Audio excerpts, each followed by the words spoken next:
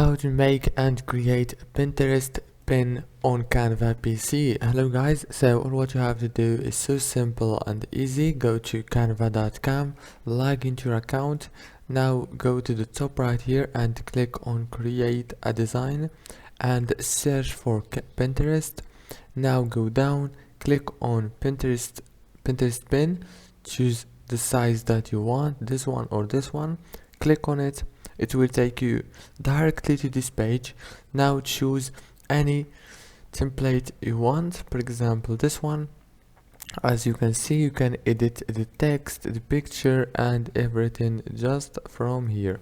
After you finish editing, go to share and click download. If this video was helpful, please don't forget to like and subscribe, and see you later.